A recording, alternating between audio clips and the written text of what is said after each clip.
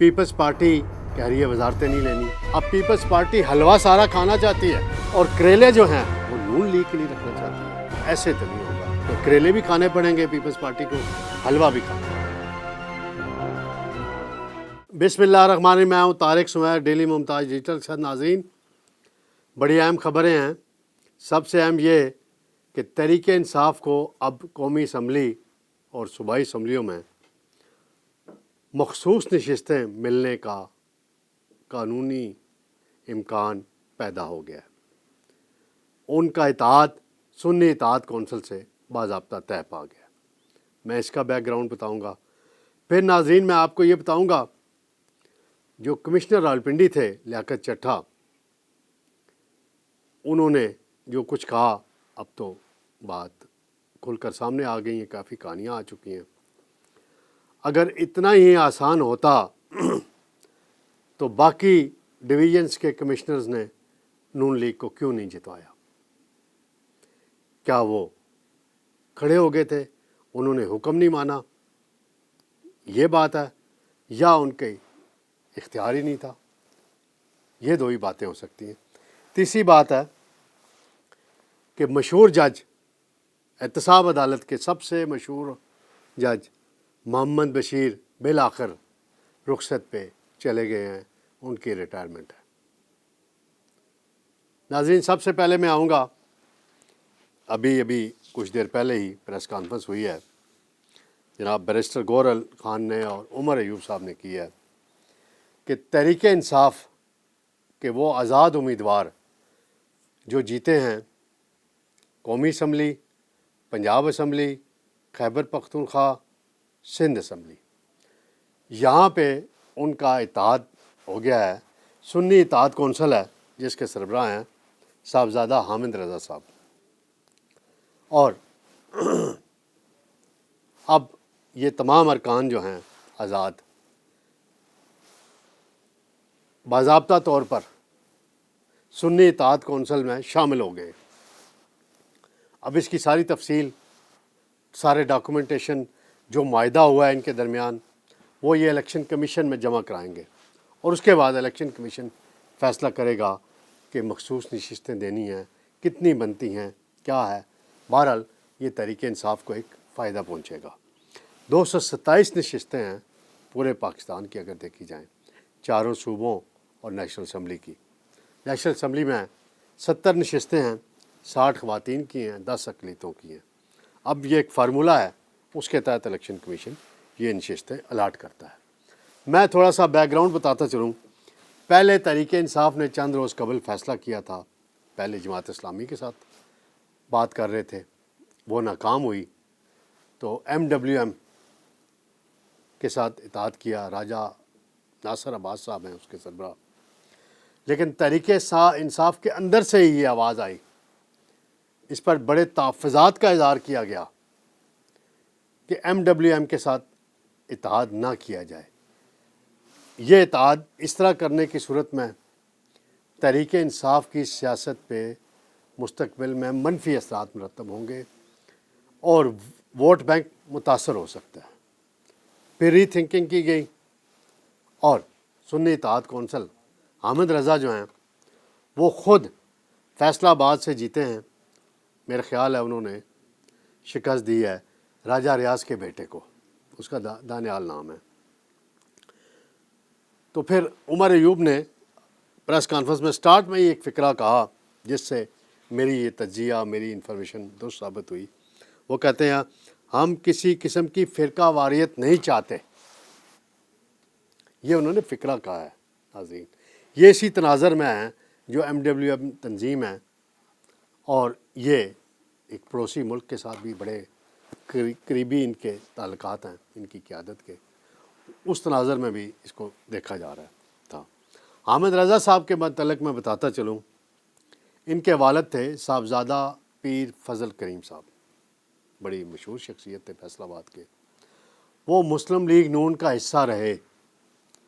مسلم league نون سے 2 مرتبہ وہ قومی اسمبلی کے ممبر منتخب ہوئے. نواز شریف کو وہ لیڈر مانتے رہے, لیکن ان کی انتقال کے بعد پھر رانا ثناء اللہ نے حامد رضا کو نون لیگ کا ٹکٹ نہیں لینے دیا، کیونکہ رانا ثناء اللہ کا جھکاؤ ایک اور کالعدم تنظیم کے رہنماؤں کی طرف ہمیشہ رہا ہے۔ تو حامد رضا نے عمران خان کا ساتھ دیا، پھر آزاد حیثیت میں الائنس کر کے سیٹ بھی جیتی، اور وہ سیٹ جیتی راجہ ریاض والی۔ میں یہاں اب بات کروں گا، لیاقت چٹھا صاحب کا بڑا ذکر آ رہا ہے۔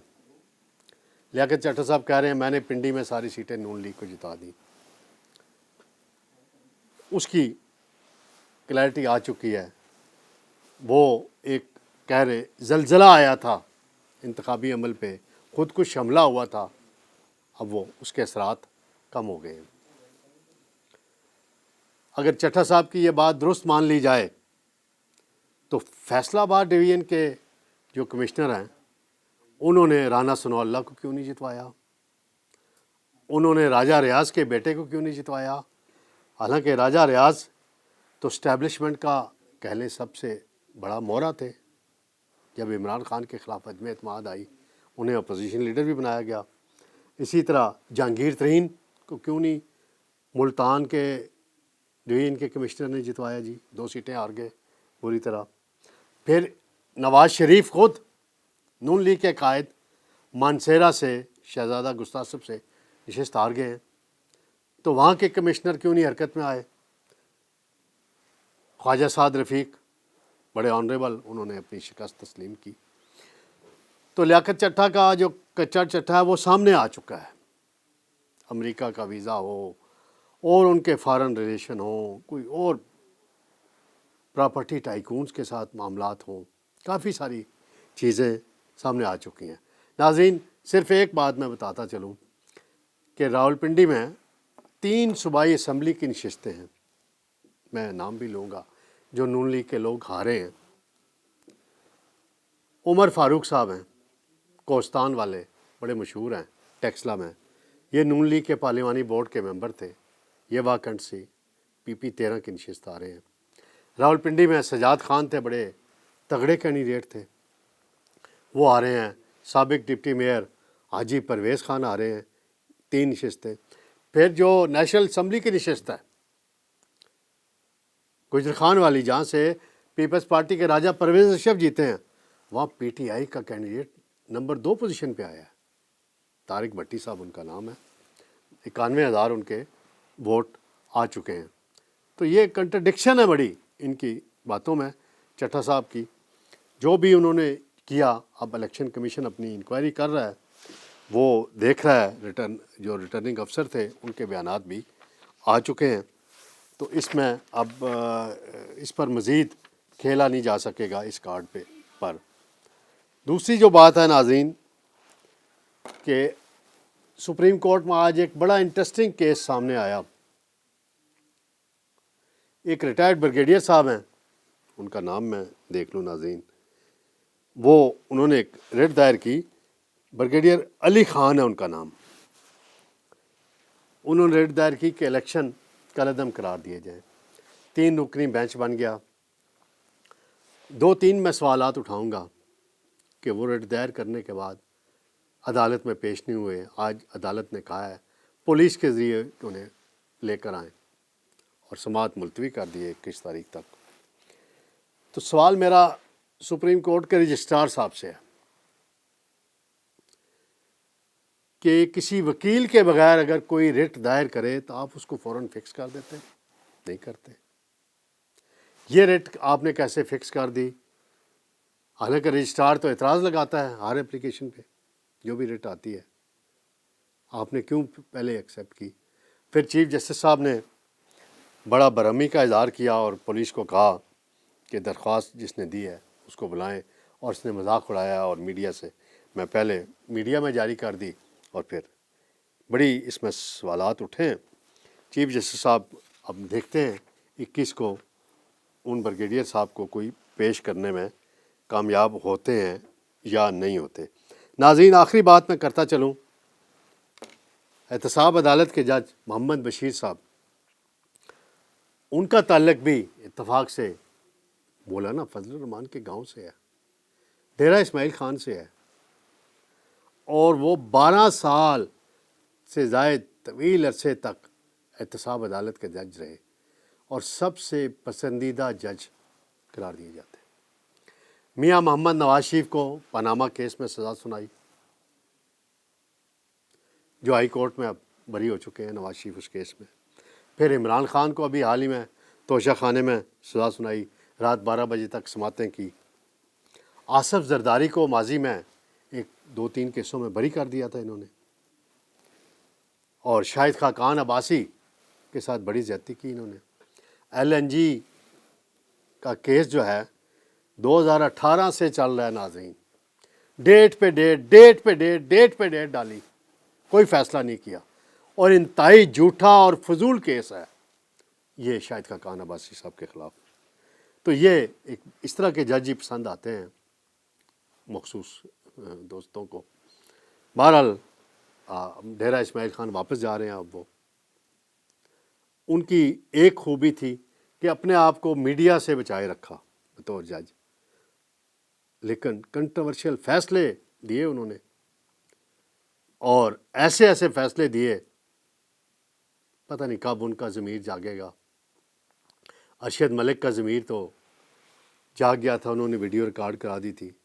اب ان کا ضمیر نواز شریف کیس کے حوالے سے، پاناما کے حوالے سے کب جاگے گا، اور توشہ خانہ میں عمران خان کیس کے حوالے سے کب جاگے گا، ناظرین اس کا ہمیں انتظار رہے گا۔ انشاءاللہ جلد دوبارہ آپ سے ملاقات ہوگی۔ میں آخری بات کرتا چلوں، صرف مجھے یاد آ گئی، پیپلز پارٹی اور نون لیگ میں مذاکرات ہو رہے ہیں۔ پیپلز پارٹی کہہ رہی ہے وزارتیں نہیں لینی، پرائم منسٹر شہباز شریف بنیں گے۔ اب پیپلز پارٹی حلوہ سارا کھانا چاہتی ہے، اور کریلے جو ہیں وہ نون لیگ کے لیے رکھنا چاہتی ہے، تو ایسے تو نہیں ہوگا۔ حلوہ جو ہے، آپ کریلے بھی کھانے پڑیں گے پیپلز پارٹی کو، حلوہ بھی کھانا پڑے گا۔ آپ میری اس بات کو ذہن نشین کر لیں ناظرین، ہوگا یہی۔ یہ کابینہ میں آئیں گے، اور اس وقت آئیں گے کہ جب صدر آصف زرداری جو ہیں دوبارہ صدر منتخب ہو جائیں گے، اور پھر کہیں گے کہ دیکھیں جی ہم نے الوی سے حلف نہیں لیا، ہم نے اپنے صدر سے حلف لیا وزارتوں کا۔ اور بلاول صاحب جو ہیں منسٹری لیں گے، بڑی تگڑی منسٹری لیں گے، اور اپنے والد سے حلف لیں گے۔ یہ آپ میری بات یاد رکھیے گا، اور جس دن یہ فیصلہ ہو جائے گا، امپلیمنٹ ہو جائے گا، تو ناظرین میں آپ کو آج کی تاریخ اور اپنی گفتگو یاد کراؤں گا۔ اللہ حافظ۔